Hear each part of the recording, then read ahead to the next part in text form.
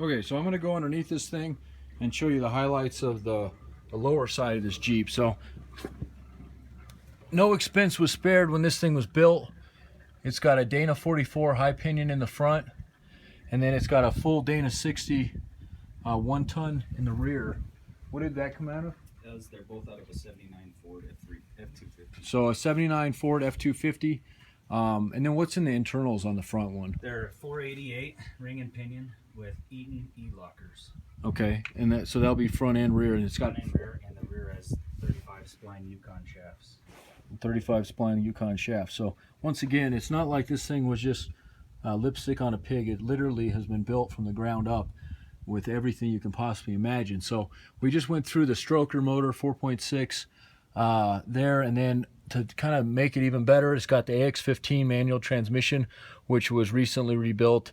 That's got the same miles the motor has on it, 5,000. Then it's got a 241 ROCKTRAK transfer case that comes out of a 2005 Jeep Wrangler Rubicon. That's got the 4-to-1 crawl ratio to it. You can see the slip yoke that they have that comes with those, and then the custom-made drive shaft down to the rear. As far as the front one, that one also is a custom-made drive shaft for the front. And then let's talk about the suspension, which I'm going to let Josh fill us in on that because this is a little bit over my realm of things. But it's, as you can see, nothing light duty about this thing. So the suspension was built using Rusty's off-road springs, 6-inch springs. The lift is considerably higher than that, but the tubing for the control arms is all 2-inch, quarter-inch wall DOM tubing. It's got ballistic fabrication joints on both ends. One of the last Curry anti-rock sway bars that Curry made for the XJs. Custom 1-ton steering using all Chevy off-the-counter parts. Heavy-duty extended stainless steel brake lines.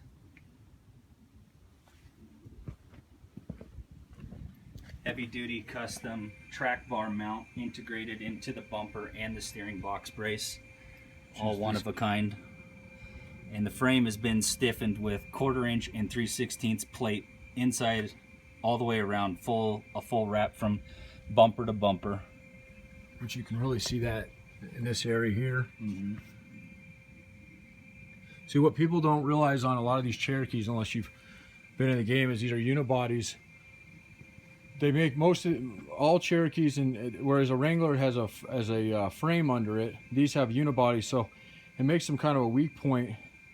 They kind of twist themselves when you're. They twist a little bit, but they're also a very safe vehicle to drive. That's what the advantage of the unibody, and economics in production. But this thing, when this thing is flexed out, you can open the doors. They do not move like on a normal Cherokee. If you've ever been wheeling in a Cherokee, you can't open the doors if you're on any kind of camper. All right. So we can see everything's tied in, welded up professionally, no bad welds or anything like that. And then here's that reinforcement you can see along the unibody here, and then on the back. And then, so how big is this lift?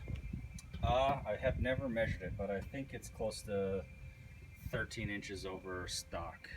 13 inches over stock. The body is 13 inches higher than a stock Cherokee.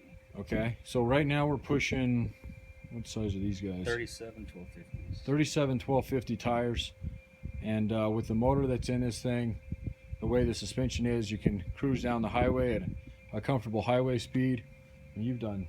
Oh, going up I-70 up the pass in 5th gear, no problems. When the JKs are dropping into 4th gear, this thing's still pushing hard. Which is what most people want to hear when you go to a tire that size. So, and then I'll cover the bumpers and the outside of this Jeep in the exterior video. So keep watching for that one. If you didn't catch our engine video, go back and look at that one. We'll do an interior video, and we'll even go for a test drive here in a minute.